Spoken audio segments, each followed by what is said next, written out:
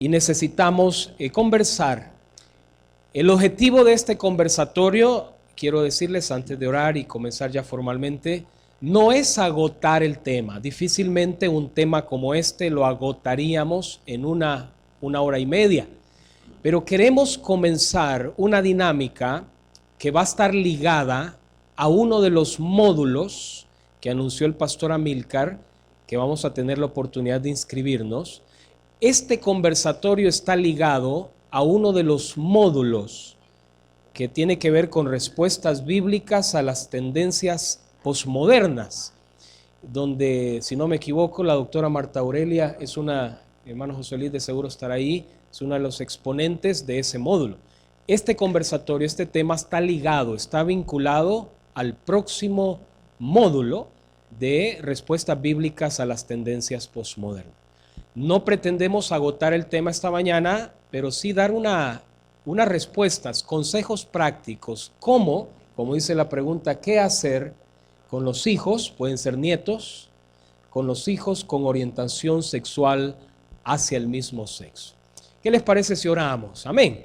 Nos ponemos de pie entonces esta mañana, mientras los demás hermanos van entrando al conversatorio. Cierre sus ojos y le damos gracias al Señor. Padre, esta mañana estamos agradecidos contigo. Tus misericordias se han renovado para nosotros esta mañana. Hermano, hermana, dele gracias a Dios por su vida, por sus hijos, su familia, su trabajo. Y nos da la oportunidad esta mañana, Señor, de poder abrir tu palabra y conversar en estos temas tan importantes para nuestra vida, para nuestro hogar. Gracias te damos, Señor, por la bendición que tú nos has dado esta semana. Queremos, Señor, que tu buena mano siga acompañándonos, guiándonos y acercándonos al diseño original, al propósito tuyo original para la familia. Bendice, Señor, añade una bendición especial a las familias que están acá representadas y que con tu ayuda, con tu guía, podamos abrir este tema, pensar, meditar, reflexionar y responder a este desafío. En el nombre de Jesús. Y la iglesia dice, amén. Pueden sentarse, hermanos, esta mañana, bienvenidos. Bueno, el tema, hermanos, así rápidamente como introducción, usted sabe que este tema de la sexualidad, no sé si me escucha, este tema de la sexualidad, de estas tendencias actuales que lo vemos afuera en los centros comerciales, de seguro usted ha tenido ya oportunidad o uno de sus hijos o hijas le ha comentado ya, es un tema tan común en los centros comerciales que usted puede ver ya parejas del mismo sexo de la mano, encontrándose y con otras expresiones que pueden sonar un poco repulsivas a esta generación. Creo que los abuelos ni se imaginaron en años anteriores que esto fuera tan abierto, tan común. Este tema y este desafío ha llegado a la iglesia y la iglesia necesitamos abrir la palabra, pensar a la luz de la palabra cómo debemos prepararnos, equiparnos en nuestras familias, con nuestros hijos y con los hijos de nuestros hermanos, cómo podemos ser de bendición para otros si no tenemos hijos, para poder dar una respuesta a esta pregunta. Así es de que, hermanos, estamos frente a un tema, en un abanico de temas alrededor de la problemática de la familia, que se vuelve un tema desafiante, complejo. Queremos esta mañana, juntamente con ustedes y con los hermanos que están acá adelante, que quiero pedir un fuerte aplauso de ánimo para ellos, el pastor Teo, el doctor Ronald Pérez, el pastor David Pedraza, el pastor Amílcar, que estaremos tratando de guiar una conversación y de seguro en algún momento pueden haber algunas preguntas que se puedan expresar para tratar de orientar y aterrizar en esta hora y algo que tendremos en algunos consejos prácticos para los abuelos, padres que estamos acá, que debemos de prestar atención en este tema. Amén, hermanos. Bueno, bienvenidos entonces. Quizás comenzamos tratando de entender este tema, que vuelvo a repetir, para alguno de nosotros puede ser un tema como alguien lo expresaba, la iglesia no debe, creo que el pastor lo decía en su primera conferencia esta mañana, la iglesia no debe de meterse en esos temas, ¿verdad? ¿Por qué hay que estar hablando del aborto? ¿Por qué tenemos que estar hablando de la homosexualidad? Bueno, ¿qué dice la palabra? Este tema está inmerso en la palabra. Encontramos en el Antiguo Testamento, en la palabra, ya esta problemática, esta tendencia del ser humano de una inclinación sexual hacia el mismo sexo. Voy a dejar el primer tiempo con el pastor Teo, que nos ayudará a darle una respuesta, ver la palabra, y luego vamos a pasar a un segundo tiempo con la parte científica, médica, con el doctor Ronald. Ahora con el pastor Teo.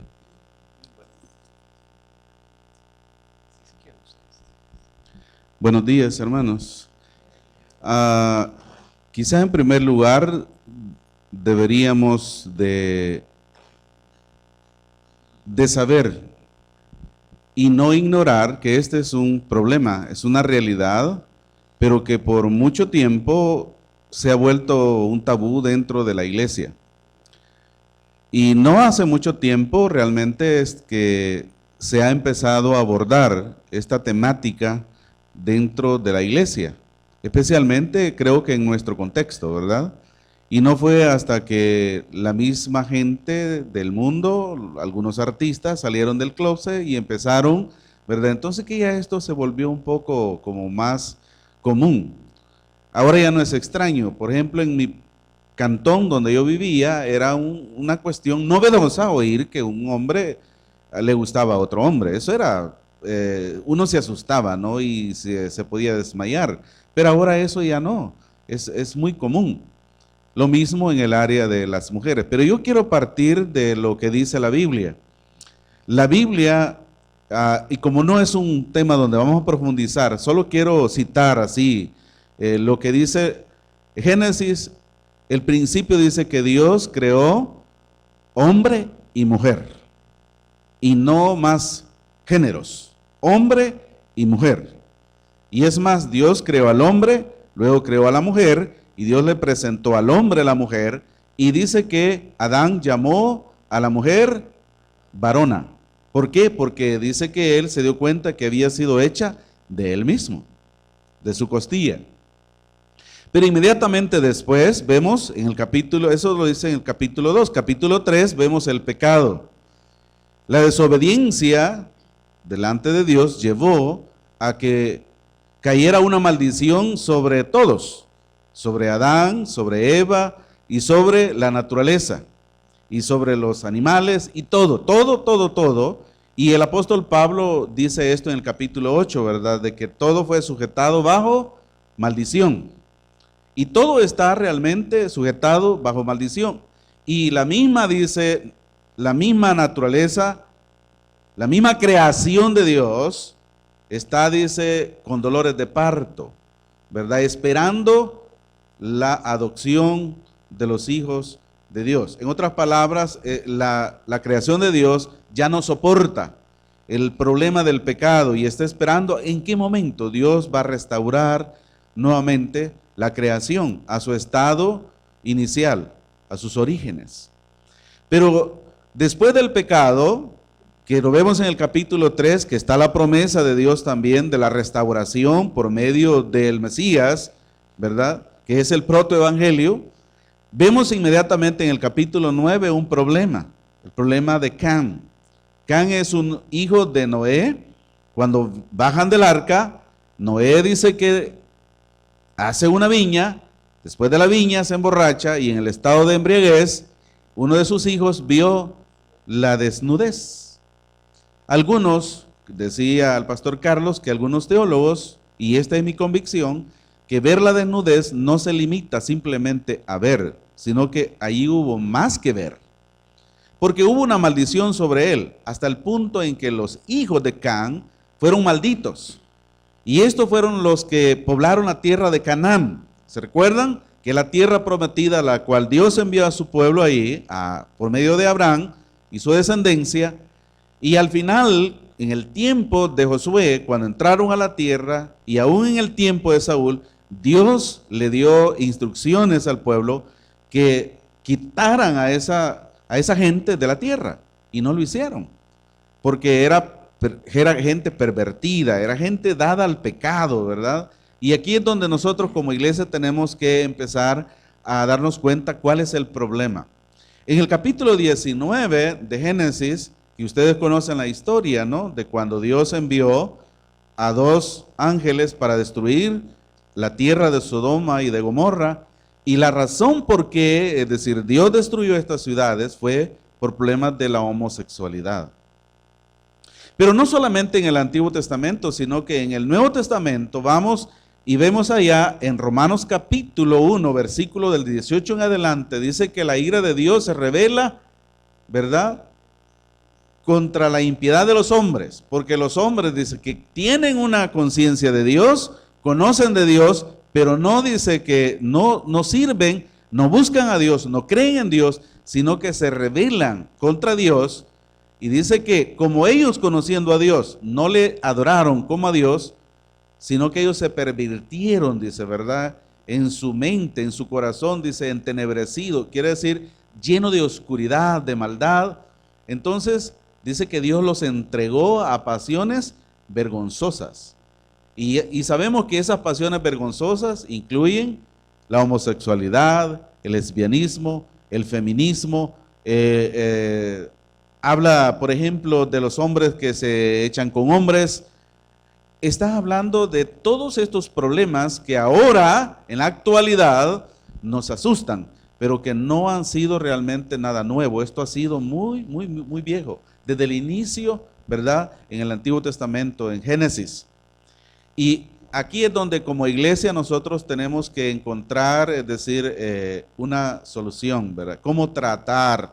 No podemos nosotros ignorar que este es un problema, ¿verdad?, que se da como resultado del pecado imputado en la raza humana y que se da en todas las esferas, ¿verdad? Se da en hombres y mujeres, se da en niños y adultos, en casados y no casados, y que necesitamos estar conscientes de ello. Pero luego vamos a ver la parte científica, también la parte bíblica, cómo tratar, ¿verdad? Cómo abordar los temas. Porque como iglesia, y quiero terminar con esto, como iglesia del Señor no podemos cerrar las puertas a nadie, ¿verdad? Porque el Señor dice, si alguno viene a mí, yo no le echo fuera, ¿verdad? El Señor no va a echar a nadie afuera. Y si Él no echa a nadie afuera, tampoco nosotros podemos echar a nadie afuera. Pero tenemos que saber el problema y tratar el problema, ¿verdad? Y vayámonos a lo que dice Gálatas 6:1. Me gusta ese versículo. Si alguno fuere sorprendido en una falta, no sabemos qué tipo de falta, puede ser cualquier tipo de falta. La exhortación bíblica es: vosotros que sois espirituales, restaurarle con espíritu de mansedumbre. Y noten lo que dice: considerándote a ti mismo, no sea que tú también seas tentado. ¿Tentado en qué? Bueno, hay una naturaleza pecaminosa en nosotros que no se erradica cuando venimos a Cristo. Está allí, ¿verdad? Y por eso el apóstol Pablo en el capítulo 6 de Romanos dice que nos debemos de calcular muertos al pecado. Al pecado, con el artículo definido, significa a la naturaleza pecaminosa. Y esto es uno de los buenos consejos que yo doy a la gente, ¿no? Considérese muerto, porque un muerto no responde. Pero muerto al pecado, dice, pero vivo para Dios, ¿verdad? Y aquí está el punto que quiero dejarlos. Muy bien, luchamos, aún siendo hijos de Dios, creyentes, diariamente luchamos con el pecado. La base bíblica, como la ha expuesto el pastor Teo, este tema, esta problemática, este desafío no es nada nuevo. La palabra de Dios es clara, como él lo ha explicado. Ahora quizás acá entre nosotros en la iglesia hay muchos abuelos, abuelas, padres, tíos, que tenemos a cargo a hijos, nietos. Desde la parte científica, en el desarrollo del ser humano, usted quizás se recuerda en aquellos años de niñez, se recuerda adolescencia, su adolescencia, en ese desarrollo del ser humano, podríamos preguntarnos, y quizás aquí quedamos con el doctor Ronald, para tratar de entender un poco la parte científica del desarrollo, ¿se está definiendo la sexualidad, la tendencia sexual en el niño, en la niña, cuando va creciendo? Sí, gracias. Me voy a parar para poder mostrarles. Hola, sí. Bien, gracias, buenos días. En realidad, ante la primera pregunta, ¿verdad? ¿Por qué la iglesia tenemos que empezarnos a meter en este tema? Y digo, lo hacemos probablemente tarde al hacerlo, pero hay que hacerlo, ¿verdad? Entonces, ya el pastor Teo lo habló, simplemente quería reiterar esto. Cuando Dios pensó en el hombre, lo pensó en un ser sexual. De hecho, lo primero que hace en la creación es diferenciar, ¿verdad? Lo hace con los animales y lo hace con el hombre, ¿verdad? Entonces, desde ese momento está asumiendo un carácter de pensar en la humanidad como una humanidad con una característica sexual, ¿verdad? Entonces, ¿cuándo se empieza a construir esa sexualidad? Porque en realidad estamos hablando de una condición que tiene una construcción que es diferente para cada sociedad. Nuestra sociedad en este momento tiene una construcción muy diferente a El Salvador de 1950, por ejemplo. Y es muy diferente la construcción nuestra a la construcción que tiene Francia en este momento. Entonces, ¿de qué manera va interactuando todo esto con la parte biológica? O sea, que eso es lo que genera más preguntas que respuestas, y debo decirlo así, porque aun cuando nos juntamos en foros desde el punto de vista científico, donde tenemos participando desde psicólogos, sociólogos, médicos, etcétera, siempre quedan más preguntas que respuestas, porque muchas veces no logramos totalmente encontrarlas con el respaldo que quisiéramos. Entonces, cuando nosotros hablamos del sexo, nos referimos a varias esferas. Estamos hablando del sexo biológico, y ese, digamos, que es lo menos discutido, porque sabemos, digamos, que es lo primero que una mamá pregunta cuando está esperando a su bebé, o que quisiera saber, ¿verdad? ¿Será niño o será niña? Y desde ese momento comienza la construcción. ¿Por qué? Porque dice, bueno, sabe que es una niña, y empezamos a comprar ropitas rosadita y colores pastel, ¿verdad? Pintar el cuarto, a conseguir objetos, que una florcita, que una mariposa, etcétera. Y sucede todo lo contrario cuando esta mamá sabe que es un niño, ¿verdad? Nos vamos con otros colores, vamos con otros juguetes, etc. Entonces, ese sexo biológico va a ser referencia básicamente al aspecto determinado cromosómicamente hablando, ¿verdad? Hay hombres, hay mujeres, y hay una mínima cantidad de alteraciones cromosomales sexuales que van a dar pie a los famosos hermafroditismos, o donde no se puede diferenciar, a menos que haya un estudio específico de hormonas, etcétera, si este chico es un niño o una niña, ¿verdad? Pero es una muy pequeña cantidad. Desde el punto de vista de género, entonces ahí sí estamos hablando que básicamente es lo que se construye a partir de ahí, y cómo la sociedad va construyendo, ya lo vamos a ver un poquito más adelante, el hecho de ser hombre o ser mujer. La identidad es la forma como cada individuo vive su sexualidad. Y eso es muy diferente, es decir, el impacto de la crianza y la forma como cada uno asimila todos esos patrones, la vivencia que tiene en base a eso, a todo lo que está a su alrededor, la cultura, las normas o las reglas sociales, etcétera. Todo eso es lo que va teniendo la vivencia de cada uno y la manera como se va concibiendo. Un niño se ve como un niño, ¿verdad? Si le preguntan, él va a decir, no, yo soy un niño, ¿verdad? Yo juego con carritos, ¿verdad? Y así una serie de estereotipos muchas veces que se van creando acerca de esa vivencia. Y luego viene la expresión.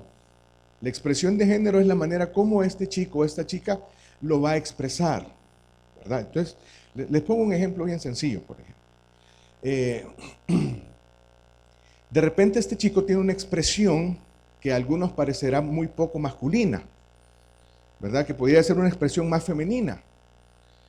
Y eso independientemente, a veces sucede porque pueda convivir solo con hermanas, por ejemplo, etcétera, pero no necesariamente es una condicionante.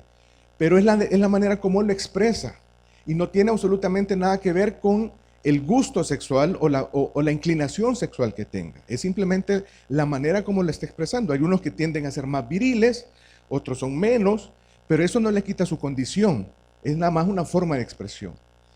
Y viene ya la parte de la orientación sexual, que sí ya es, digamos, cuál es el objeto del placer, ¿verdad? Entendemos dentro de la dentro de nuestro lenguaje que el heterosexual tiene una inclinación o un gusto hacia personas del sexo opuesto, ¿verdad? Independientemente de si es un hombre o una mujer. Y hablamos de la homosexualidad cuando tenemos gustos hacia el mismo sexo, ¿verdad? Pero ya es un tema de la orientación. Entonces, no sé si queda claro más o menos cómo se establecen estas esferas. Ahora, la sexualidad se expresa de diferentes maneras. Pensamientos, fantasías, deseos, creencias, actitudes, valores, comportamientos, prácticas, funciones y relaciones. Si estamos en un grupo social, ¿verdad? La iglesia es un grupo en donde tenemos una reunión de personas que vienen de diferentes familias con costumbres totalmente diferentes. Entonces, obviamente vamos a tener expresiones sociales que son diferentes. Las entendemos, las aprendemos a vivir, ¿verdad? Aprendemos a convivir de esa forma. Entonces, también la sexualidad es eso. ¿Desde cuándo empezamos a pensar que se construye la sexualidad? Desde que antes de que llegue el bebé, ¿verdad? Ahí estamos ya construyendo como familia y a lo largo de toda la infancia. Quiero enfocarme en puntos estratégicos o en puntos importantes en cuanto a esa construcción, porque obviamente esa construcción comienza desde el hogar. O sea, lo hacen los padres, lo hacen los hermanos si están los hermanos ahí, que son los primeros responsables. Entonces hay puntos en cuanto a la construcción de la masculinidad o en cuanto a la construcción de la feminidad en la que la sociedad, digamos, dicta determinadas cosas. Por ejemplo, en el caso de la masculinidad, piense usted cómo la sociedad determina que debe ser el hombre. Y hablemos específicamente de la sociedad salvadoreña. En cuanto al carácter, dígame si no tenemos razón. ¿Debe ser duro? ¿Debe ser inflexible? ¿Debe de ser autoritario? ¿Debe de ser autosuficiente? Y podríamos decir incluso hasta arriesgado. Esa es la construcción social. Y desde el deseo, por ejemplo, ¿qué esperamos de un hombre? Que sea seductor, que ese deseo sexual tiene que ser suplido a tiempo, que sea incapaz de decir no, porque si no, ¿cómo se va a ver? Que sea controlador y que pueda desear incluso sin amor. Pero eso no se lo permitimos a una mujer. Entonces, esa es la construcción desde el deseo y la construcción desde el cuerpo, ser fuerte, ser grande, ser irrompible, ser resistente, ser incansable, ser viril. De repente, demasiado peso en la construcción de eso, ¿no? Ahora, en el caso de los mandatos de la feminidad, ¿cuáles podrían ser? En el carácter, ser suave, ser sumisa, ser pudorosa, prudente, recatada, pendiente de los demás, ¿verdad? En la familia, ¿quién es quién es la que tiene que estar pendiente de los padres mayores? La mujer. No lo esperamos del hombre, pero es la construcción que se va haciendo desde el punto de vista social. En el cuerpo, ser frágil, ser atractiva, ser cadenciosa, femenina, preocupado de su imagen. Y en la parte del deseo, no expresar sus deseos. Exigimos el mantenimiento de la virginidad, cosa que la sociedad no se lo exige al hombre. Complaciente y enfocada en la reproducción. Ojo, estoy hablando de la sociedad y no estoy hablando de la iglesia, porque no me vean feo en decir que lo estoy hablando desde el punto de vista de la iglesia. Estoy hablando de lo que la sociedad exige de cada uno, del hombre y de la mujer. Entonces, ¿qué implicaciones tiene este tema en el desarrollo cerebral? Y hay un punto bien importante que a mí me interesa que les quede claro, y es, entre menos maduro es el cerebro, un mayor impacto vamos a tener de situaciones que vayan en contra o que atenten en contra de. Se considera ahora bajo los estudios científicos que el cerebro deja de madurar hasta los 24 años. Por esa razón es que hablamos ahora de una adolescencia que no termina en los 18 o 19, sino que se extiende hasta los 24. Porque hasta ese momento se considera que el cerebro ha logrado la madurez. Y solo déjenme señalarle 2 puntos sobre eso. La parte del cerebro que está ahí en medio de los ganglios basales, que es como la base del cerebro, es donde está el centro del placer. O sea, todo aquello que nos gusta responde los estímulos nerviosos en esa zona. Si a usted le gusta el chocolate, se come un chocolate, el centro del placer es el que registra eso.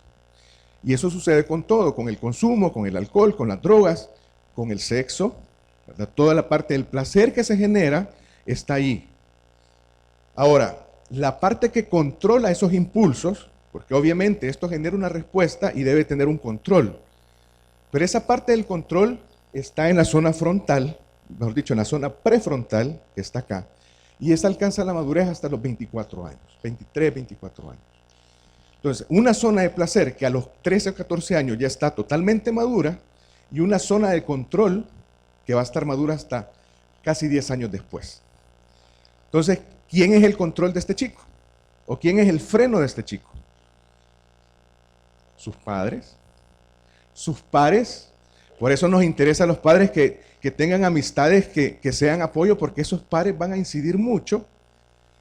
Y la comunidad, y ahí entramos nosotros, como iglesia, grupos de deporte, grupos scout, grupos que hacen, digamos, que rodean a estos chicos. Entonces, esos son los frenos, porque en ese momentito, lastimosamente, este chico no lo tiene. Y estas implicaciones van a trascender o deberían de trascender incluso al aspecto legal, porque muchas veces juzgamos, judicialmente hablando, a este chico cuando en realidad está siendo víctima de un cerebro que no está maduro. Entonces, esto es importante en el sentido de que voy a hablar nada más de 3 cosas. El abuso. Un abuso, sea maltrato, sea abuso sexual, entre más tempranamente suceda, más consecuencias puede tener. Los números son claros en decir, 1 de cada 5 mujeres, 1 de cada 13 hombres en el mundo ha sufrido algún tipo de abuso sexual. Los números nos dicen, esos son los que lo expresan. Los que no lo expresan podría ser hasta más del doble. Es decir, fácilmente podríamos tener entre 2 a 3 mujeres de cada 5 que han sido abusadas y que muchas veces como un mecanismo de protección ocultan ese abuso. Construyen de tal manera que se hace una coraza, que eso queda ahí subconscientemente olvidado. Pero ante determinadas situaciones, en cualquier momento del desarrollo, en la adolescencia, en la adultez, eso puede surgir y puede crear un conflicto fuerte. Entonces, el principio aquí es, trabajando la prevención del abuso, estamos asegurando que los chicos y las chicas puedan tener un problema menos que enfrentar al momento de definir su sexualidad. ¿Por qué? Porque un abuso sexual no es un determinante, pero en aquellos chicos carentes de afecto, por ejemplo, podrían incluso considerar una forma de afecto cuando este es un abuso crónico. ¿Sí? La pornografía. Se habla que más de 1/3 de los adolescentes están expuestos a pornografía de manera involuntaria. Es decir, que por un hermano, un primo, un amigo que está viendo pornografía, ellos involuntariamente se someten a verla. ¿Y cuáles son los riesgos? Nuevamente vamos al punto del placer y al punto de la falta de control. Y al punto de la inmadurez del cerebro, que entre más tempranamente lo va a afectar mayormente. Entonces, si estos chicos y estas chicas se exponen muy tempranamente a la pornografía, ¿qué expone la pornografía? Primero, la cosificación de la mujer. Es decir, se ve a la mujer como un objeto. ¿Ya? La percepción de la pornografía del hombre es muy diferente a la percepción de la pornografía por parte de la mujer. Por otro lado, se vende dentro de la pornografía, porque estamos hablando de una industria de billones de dólares, se venden situaciones que no miden las consecuencias o que no muestran las consecuencias de, y que además les permite buscar prácticas que van fuera de las prácticas normales y que ellos lo buscan experimentar dentro de su misma inmadurez. Y el tercer punto es el contenido digital. Sabemos ahorita, solo un dato, el cerebro de la generación actual versus la generación nuestra, todos los que migramos hacia el aspecto digital, es decir, los que nos acostumbramos a la vida digital, somos los migrantes digitales. versus los nativos digitales, los que ya nacieron con eso. En una sola generación tuvimos un cambio en la estructura organizacional del cerebro, en una sola. Es decir, que la forma como estos chicos hacen una búsqueda de Google, por ejemplo, es muy diferente a la que nosotros lo hacemos como migrantes. Y eso pasó en una sola generación. Entonces, el impacto de la estructura cerebral en base al mundo digital todavía está en construcción. Entonces, esto nos va a llevar probablemente a definir qué es el coeficiente intelectual y a redefinir lo que es el coeficiente intelectual. Muchos se preguntan incluso que dicen, bueno, ¿será necesario que aprendan a escribir en un futuro? Entonces, no sabemos todavía el impacto, lo estamos midiendo, lo estamos viendo. Pero sí sabemos una cosa, estos chicos construyen la sexualidad de una manera digital. Ellos se consideran ciudadanos digitales y como tanto construyen una sexualidad digital. Este chico tiene todas las posibilidades de expresarse como quiera ahí. Nadie lo está viendo, nadie lo está controlando. Entonces, este chico pudiera ser una chica o esta chica podría ser un chico sin ningún problema. Nadie le va a pedir una cédula de identidad ahí, ¿ya? Entonces, esto está cambiando mucho en la forma como ellos aprenden. Y están aprendiendo mucho y discuten mucho. Entran a discutir del aborto, entran a discutir de la homosexualidad, entran a discutir de una serie de tópicos sexuales que uno no lo creería, pero sí lo hacen. Ellos están ávidos del conocimiento. Entonces, ¿quiénes se lo van a brindar? Y ahí, yo no me voy a meter en el tema de la educación sexual en la escuela porque podemos tener mucha discusión sobre eso. Pero si en la casa no estamos dando una orientación adecuada en ese sentido, ¿quién lo va a hacer? ¿A dónde van a recibir? ¿De quién? ¿De lo que dicen sus amigos? Entonces, estas tres cosas son importantes en la construcción de la sexualidad. Y la otra cosa importante es en qué momento. Un adolescente temprano empieza a tener un conflicto con su figura.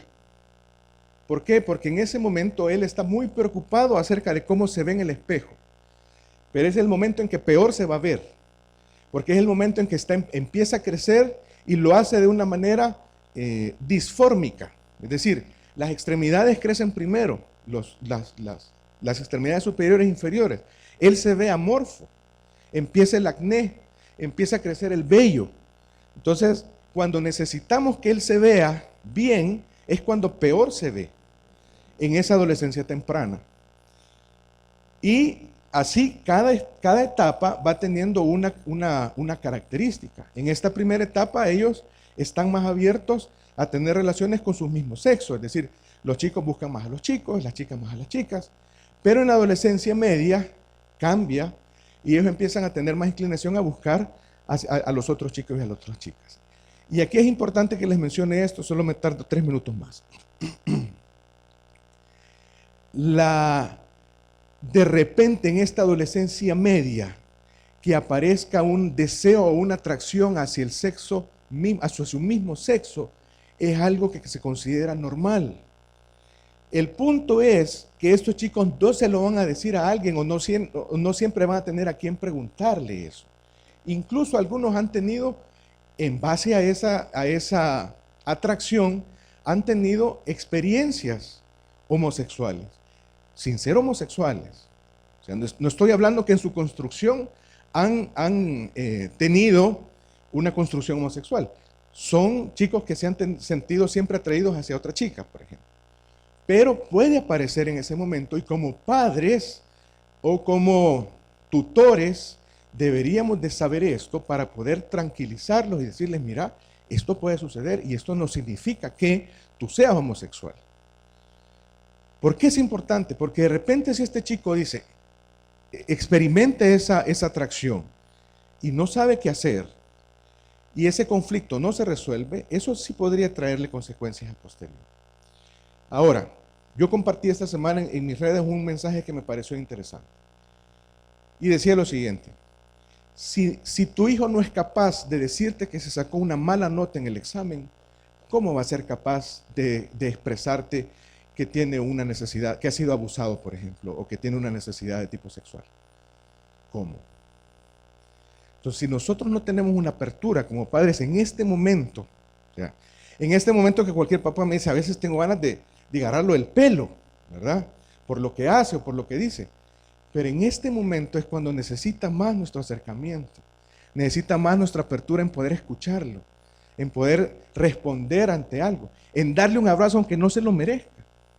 ¿Cuántas veces usted ha recibido un abrazo sin merecerlo? ¿Cómo no se lo vamos a dar a nuestros hijos? Entonces, en este momento tan crucial en donde ellos están definiendo su personalidad, ellos están pujando por buscar ser quien quieren ser. Ellos necesitan pugnar contra alguien. ¿Con quién lo va a hacer si no es con sus papás? Adolescente que no es rebelde, decimos no es adolescente. Algo está pasando, porque lo que normalmente esperamos es que ellos pugnen, porque están buscando esa autonomía. Entonces, es importante para su desarrollo.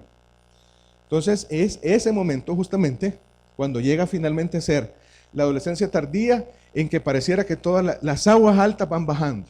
¿Por qué?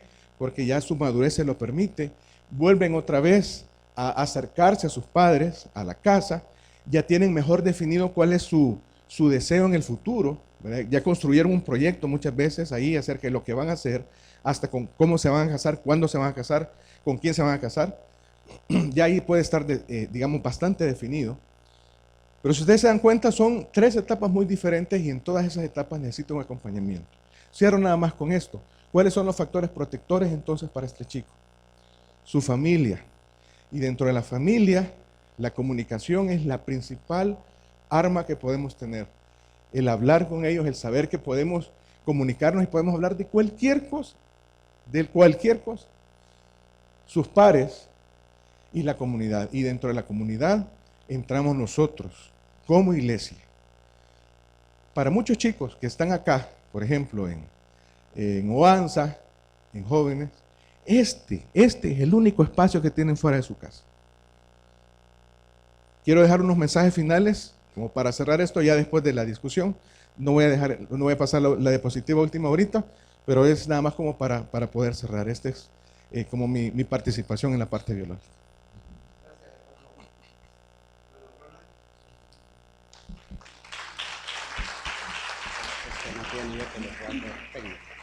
Gracias, hermanos.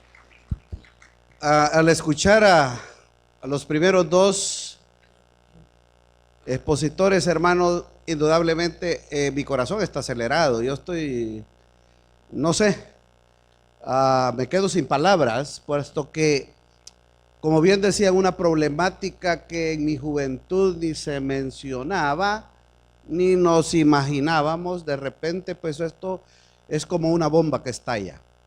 En los siglos pasados, siglo XIX, siglo XX incluso, la sociedad, los pensantes consideraban que una sociedad más informada y con más educación iba a ser una sociedad en la cual iba a haber un mejor desarrollo, menos violencia y una estabilidad social. Pero ¿qué estamos viendo nosotros ahora en nuestro tiempo? Mucha más información. Mira lo que tú dijiste, hermano. Nosotros somos migrantes digitales. Yo me considero uno. A mí me daba miedo tocar una computadora al inicio, hermano. Yo decía, ya se va a arruinar esto. Pero veo a mi nieto, 2 años, y para él, claro, hay un cúmulo de información que está ahí, ¿verdad? No clasificada. Y lo que no estamos viendo es esa sociedad que se esperaba. Una sociedad que se conduce mejor. Nuestro hermano Ronald nos decía, bueno, aquí hay líneas de defensa. Tú dijiste ahí, no recuerdo cómo pusiste el título, factores de protección, líneas de defensa. Línea número 1, hermanos. Línea número 1, los padres, la familia, el núcleo, ¿verdad? Los hermanos, línea de defensa número 1. Hay que construir con nuestros hijos una comunicación. Hay que cuidarla. Yo me pregunto, hermano, ya le voy a dar el tiempo aquí, mi hermano David. Yo me pregunto, ahora me yo digo, ¿y cómo va a ser estas parejas que tienen que ir a trabajar los dos y dejan a sus hijos pequeñitos en manos de quién? ¿En manos de quién, hermanos? Por favor, respóndase usted que está en esa situación. ¿Qué va a hacer? Mire, si el abuso, uno de los problemas que nos presenta el hermano, uno de los es el abuso. Y cuando vemos las noticias, hermanos, ¿quiénes son los que abusan usualmente? Mucho cuidado. Es un regalo de Dios, su hijo. Por favor, a veces caemos gordos nosotros cuando predicamos. Y vamos a la enseñanza del apóstol a Tito. ¿Cuál es el papel que deben cumplir? Hermano, no voy a predicar en este momento, pero por favor, vea usted que este es un problema que está con nosotros ya. Y como decíamos, lo que ocurre afuera de nuestra iglesia, de estos lugares, lo que están afuera de la iglesia, lo que ocurre allá, hermanos, entra donde nosotros. Hermano David, como pastor de ministerio de familia en México, que nos lleva adelantadito ya unos días, ¿verdad?, en estos temas. Hermano David, ¿qué factores encontramos en la comunidad, a veces en nuestras iglesias, y que nosotros, tomados de la palabra de Dios, como planteaba el hermano Teo, no es nuevo esto? Pero nosotros entonces como iglesia, ¿cómo entramos en esa tercera línea de defensa que es nuestra comunidad cristiana? Tercera línea de defensa, hermano. Bueno, sí. Bueno, hermanos, buen día. De primera instancia, creo que como iglesia y como familias debemos de hacer un análisis personal. Muchas ocasiones nosotros, voy a utilizar un término muy duro, pero somos muy homofóbicos. Tenemos fobia hacia todo este tema y todo lo que represente. Prueba de ello es que, mire, hoy estamos aquí sentados en medio de un aniversario hablando de este tema, porque nos genera una reacción. No tenemos este foro para hablar de la pornografía, no tenemos este foro para hablar del adulterio, tenemos este foro para hablar de homosexualidad, de tendencias sexuales. ¿Por qué? Porque nos genera una sensación. Si se sienta a un lado mío una persona que se divorció, no tengo tanto problema, pero si se sienta al lado mío una persona con una apariencia opuesta a su sexo, a mí me genera una respuesta, sobre todo si no hemos convivido con personas en este contexto. Somos muy homofóbicos y para el Señor es tan importante una persona honrada, una persona que diga la verdad, como una persona que tenga una práctica sexual. Las consecuencias es una cosa diferente, pero para Dios son los mismos aspectos y tan necesidad tiene el que se divorció como tan necesidad tiene el que está luchando con su identidad sexual. Entonces, tal vez en primera instancia el análisis debería de ser a nosotros como padres. Es triste que cuando un padre se entera de esto, a veces ha tenido respuestas tan nocivas a sus hijos, golpes, agresiones, los corren de la casa. A partir de hoy no tengo hijo, te has muerto para mí. O sea, respuestas de este tipo que he escuchado en padres, en la iglesia. En ocasiones llegan personas que te das cuenta que están en una vestimenta, en una conducta opuesta a su sexo, y entonces van y se me acercan, pastor, ¿y no lo van a correr de la iglesia? ¿No lo van a sacar de la iglesia? Mírelo, mire su conducta. Y a veces me dan ganas de decirle, el que voy a sacar de la iglesia es usted por legalista. Porque él tiene más necesidad de Cristo y por esas mismas razones tendríamos que tener la iglesia abierta para ellos. Entonces, lo primero que tenemos que cambiar es nuestra mente y entender que una persona en esta situación, como explicó magistralmente el doctor, está luchando y tenemos que ser un apoyo. no un juicio, no un juez para ellos. Tenemos que ser un apoyo. Entonces, si tuviéramos que poner una primera premisa que nos lleváramos, es cambiemos nuestra visión acerca de este tipo de cosas y seamos honestos al clasificar a estas personas como alguien que está luchando en un aspecto de su identidad sexual, pero no es ni de menos valor, no es ni nocivo, no es nada en ese sentido. Aún, fíjese nada más lo que le voy a decir. Me voy a ir un paso más adelante. Aún tuviera algún tipo de enfermedad como SIDA o VIH positivo, muchas de estas cosas ni siquiera son contagiosas. El doctor podrá hablar mucho al respecto de esto. Tenemos personas con VIH positivo en la iglesia congregándose.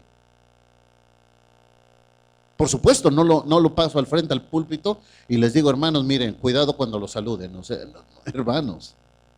Pero no, cuando está bajo control todo este tipo de cosas, el doctor puede explicar todo esto. Mi enfoque o mi aportación tiene que ver con el constructo social que hacemos hacia adentro de la iglesia. Como que nosotros comenzamos, ¿no?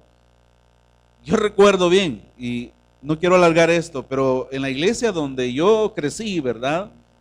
Y seguido me acuerdo de esto, porque es lo que uno necesita hacer con los nuevos creyentes.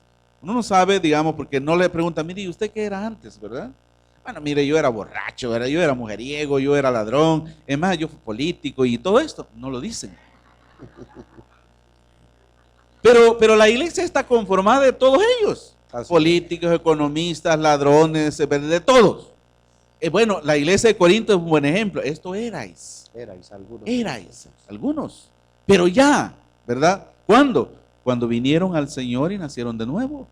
Pero todos empezamos, es decir, de cero, a caminar. Y yo recuerdo, decía el pastor, bueno, vamos a cantar un himno. Y saben que algunos ni siquiera sabían usar el himnario. Lo tenían al revés porque no sabían leer, pero querían ser como los demás. Como los soldados que le preguntaban en el tiempo de la guerra, ¿verdad? Es decir, ¿cómo se llama? La cédula. Y la tenían al revés. No, pero este no es usted. No, dele vuelta, ¿verdad? Está al revés. Porque nunca habían ido a la escuela. Hermanos, nosotros pongámonos en el lugar, ¿verdad?, que nos corresponde. Y si usted, como dice Pablo, porque Pablo usa el sarcasmo en Gálatas 6, si usted se considera espiritual, entonces también debe de calcularse usted mismo, ¿no? ¿Y cuál es el trabajo nuestro? Restaurar la vida. Amén. No importa en el nivel que esté. Amén. ¿Verdad? Sí. Necesitamos ser una iglesia que ame a los demás como Cristo nos amó a nosotros, ¿verdad? ¿Y cómo nos amó? Bueno, nos amó incondicionalmente. Muy bien. Él no dijo, te amo porque eres bueno, te amo porque eres la mejor persona que he conocido, te amo porque lo mereces. No, Él dijo, te amo porque yo quiero amarte. Y esa debe de ser la actitud de la iglesia, amar a los demás porque hemos decidido amar a otros. Es más, el amor no son simplemente emociones o sentimientos, el amor es una actitud mental que escoge amar a otro sin importar si se lo merece o no, o sin importar si vamos a tener una respuesta de ellos o no. Dios nos amó sin importar qué iba a pasar, pero Él decidió amarnos. Y así debe de ser también nuestra actitud. Perfecto. ¿Verdad? Muy bien, hermanos. Nuestro deseo es que al finalizar, como dijimos al inicio, no estamos agotando, estamos aperturando este tema, que vamos a continuar en un módulo y luego seguiremos. Pero quisiéramos que al salir llevásemos algunas herramientas fundamentales, sea para afrontar directamente o para ayudar a otros. Así que entiendo, hermanos, y aquí me confirman, como congregación, bueno, primero, como familia, línea de defensa número 1 ante esta problemática, los padres, los hermanos, la familia cercana, ¿verdad? Las amistades y nosotros, en el sentido de estar con ellos, ¿cierto? ¿Sí? No rechazo, no abandono, no condena. Creo que por ahí vamos con uno. Hermano, tú tenías una lámina final, ¿verdad? Sí, que iba iba a hacer un aporte con relación a lo que habían mencionado. Yo me recuerdo muy bien, cuando yo era adolescente, mi abuelo, muchos de ustedes saben que él era pastor en una iglesia, la Misión Centroamericana, aquí en Montserrat. Y regresó de Brasil, el hijo de una de las hermanas más queridas de la iglesia, su familia era muy numerosa, estaba ahí, y el hijo se había ido a formar en odontología a Brasil. Y cuando él regresó era obvio que había salido del closet en Brasil, ¿verdad? Probablemente aquí la misma sociedad, el contexto en el que vivía no se lo permitió, pero allá tuvo la oportunidad. Y yo no recuerdo en ningún momento, no sé de otros hermanos, pero al menos de mi abuelo como pastor, el impedir que él llegara o se congregara. Yo lo vi muchas veces reunido con él, platicando, ¿verdad? Es decir, no hubo en ningún momento una decisión de decir no puedes participar. Y él participaba abiertamente en las reuniones en la iglesia.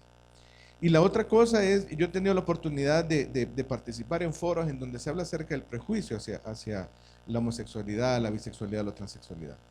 Y hay algo que creo que es bien importante que todos entendamos, y lo decía un psicólogo que es uno de los principales defensores de los prejuicios contra la homosexualidad. Él mismo es un homosexual, él lo declara, usted lo ve y no lo parece, ¿verdad? Pero él habla acerca, y lo digo en sus propias palabras, del rayo mariconizador, o del rayo marica, o de la mirada marica.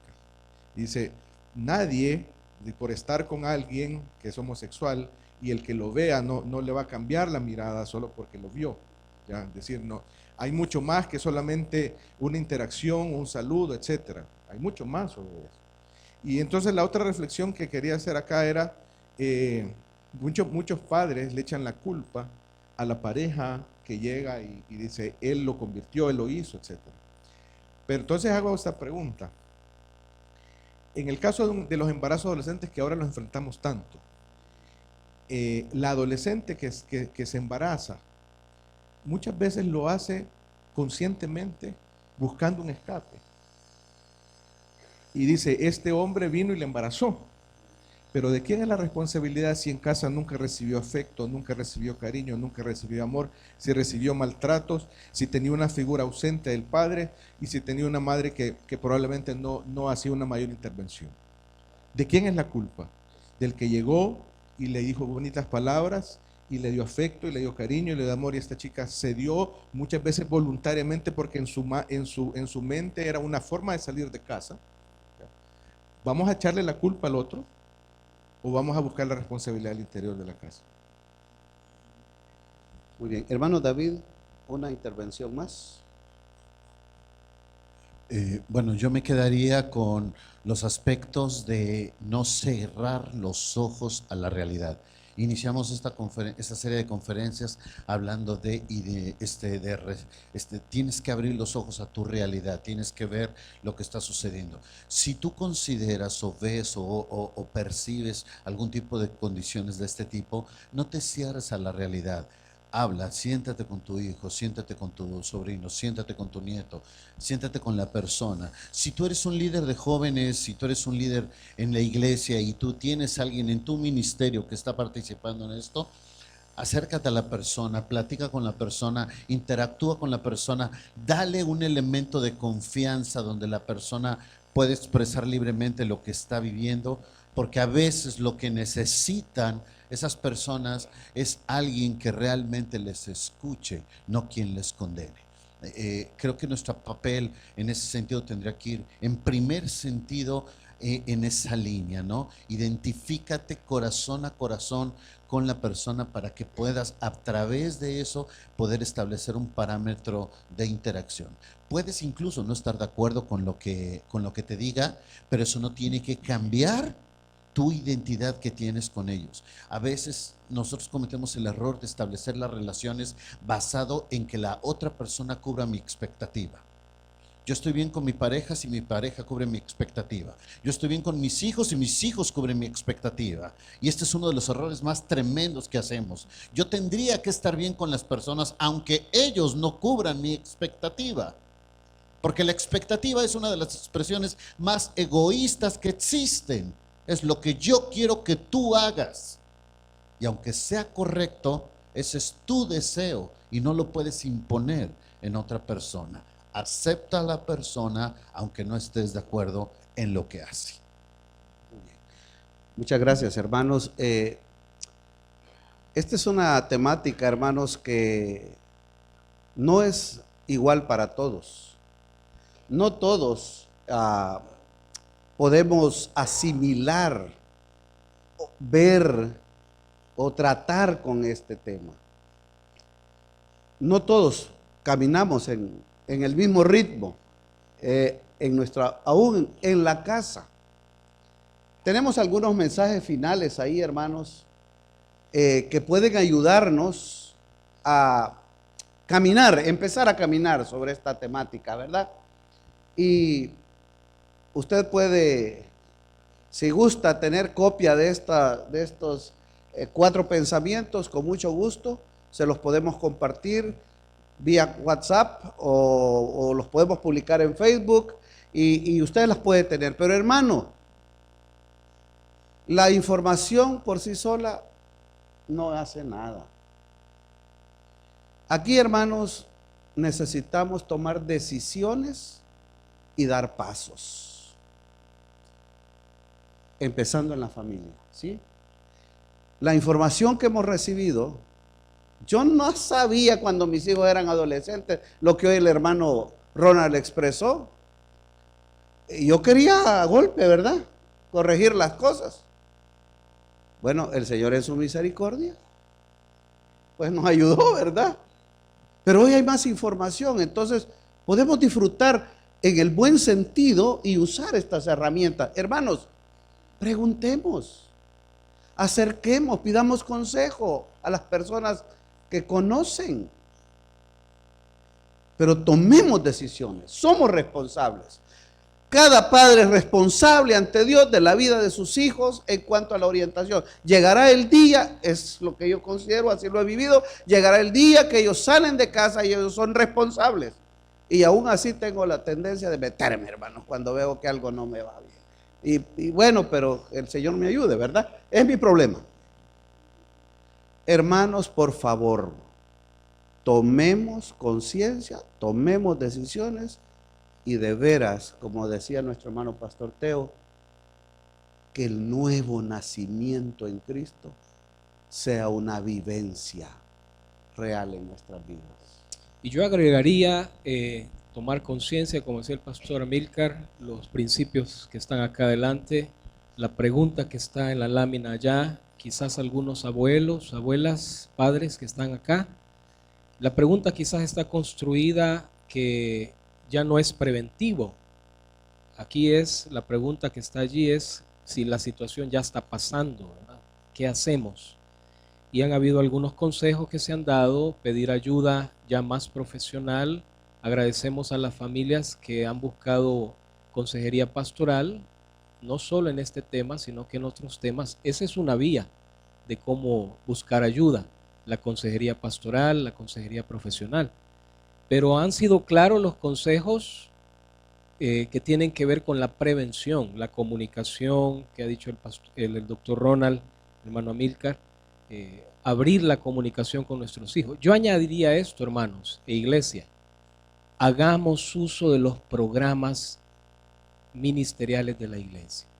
El programa de OANSA, por ejemplo, que es uno de los programas que en la iglesia tenemos abiertos los sábados, es una herramienta, es un espacio de los que hablaba el doctor Ronald, donde los chicos, las chicas pueden encontrar una comunidad de fe, un espacio que puede ayudarles a ellos, que puede blindarles a ellos en este desafío. Hermanos, hagamos uso de los programas ministeriales en la iglesia. Las clases de escuela dominical, los módulos de formación bíblica, ya no digamos venir a nuestro culto, participar de la palabra, de la enseñanza, y los diferentes programas, los programas matrimoniales que están y que se van a abrir también. Hagamos uso de esos programas, que son herramientas que nos pueden ayudar. Y finalmente, creo yo, el tema no lo agotamos. Este conversatorio, vuelvo a repetir, está vinculado con uno de los módulos que comienzan el otro domingo. Lindo sería, no sé cómo le haríamos, si esta población estaría inscrita a ese módulo. El módulo, me estoy refiriendo de los 4 módulos, hay un módulo que es respuestas bíblicas a las tendencias posmodernas, sociales posmodernas de este tiempo. Se van a abordar 3 problemáticas. La doctora Marta Aurelia de Martínez, que está acá presente, creo que el doctor Ronald también estará en ese módulo. Hagamos uso de estos espacios, hermanos. El Señor es el que restaura, rompe cadenas espirituales, lo sabemos, pero necesitamos tomar conciencia dentro de nuestros hogares, en primer lugar, prevenir, y si ya la problemática está presente, necesitamos buscar ayuda profesional, consejería pastoral, directamente del caso. Quisiéramos terminar, quizás ya por el tiempo, vamos a comenzar la segunda conferencia entre unos minutos. Sabemos que hay algunas preguntas, les animamos, hermanos, les animamos, número 1, a inscribirse a los módulos, a los 4 módulos de formación bíblica. El módulo de la... Ahí está. Vamos, pónganlos, hermanos. Pásenlo, por favor. La obra del Espíritu Santo en la vida del creyente. Segundo, personajes del Antiguo Testamento. Lecciones de vida en estos personajes. La respuesta bíblica a las tendencias sociales posmodernas y panorama del Antiguo Testamento. Mire, enseñanza de la palabra de Dios sobre este tema, ahí está. Cantar de los cantares, interesante, ¿verdad? Ver lo que dice la palabra de Dios. Sí, y luego algunos matrimonios, algunos líderes, servidores serán llamados porque estamos conversando con el pastor David, su esposa, hemos tenido un par de pláticas. Como decía el pastor Amílcar, ellos allá en la iglesia tienen más avanzado este departamento de consejería familiar. Quisiéramos seguir aprendiendo, de veras, en nombre de los pastores de liderazgo. Damos gracias a Dios por la vida del pastor David y su esposa, y de veras ha sido del Señor que estén entre nosotros. Estamos platicando de cómo pudiésemos tal vez capacitarnos, ya sea allá en Puebla, hacer el esfuerzo de mandar un grupo a capacitarse allá, o ver cómo tendemos puentes de capacitación. Por lo tanto, algunos matrimonios quizás que surjan del módulo, algunos líderes serán invitados para tratar de formar un grupo que se documente, que se capacite para poder hacerle frente a este tema y a otros temas alrededor de la familia. En la parte legal, bien lo decía el pastor David, en México ya fue aprobado en algunos estados estas leyes de matrimonio del mismo sexo, de adopción de hijos, de parejas así, pero a nivel de Centroamérica, creo que en Costa Rica fue frenada la ley, en El Salvador han habido algunos intentos, ustedes lo saben, pero ¿qué vamos a hacer cuando venga? Queremos tener una postura como iglesia definida, oficial, pero tener un grupo ya de hermanos documentados, capacitados, para poder acompañar en la labor pastoral a la iglesia. Amén, hermanos. Pónganse de pie entonces si queremos darle gracias al Señor. Voy a pedir al hermano Carlitos Vigil si puede venir acá adelante para despedirnos en unas palabras de oración. Quedamos desafiados con muchas preguntas, pero sabemos que el Señor está de nuestro lado acompañándonos. Pues qué bueno cuando estamos llegando a la adultez de esta iglesia, que podamos abordar estos temas, aunque es sintomático. Creo yo que si seguimos haciéndolo, vamos a lograr el objetivo que se propuso el liderazgo de la iglesia. Oramos. Padre, gracias por este tiempo en que podemos acercarnos a temas que lamentablemente en otros tiempos no podíamos hacerlo. Gracias por estos hombres, Señor, que han estado dispuestos a compartir de sus conocimientos, de su experiencia, pero sobre todo de la palabra tuya. Queremos que tú nos ayudes, Señor, a ser una iglesia que responde a los tiempos, a partir de tu palabra, por supuesto.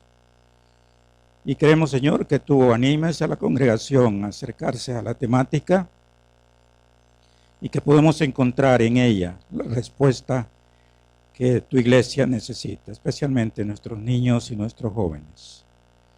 Bendice, Señor, lo que hemos iniciado, prospéralo y danos, Señor, la oportunidad de servirte mejor en los temas que socialmente son tan sensibles. Te lo rogamos en el nombre de Jesús. Amén.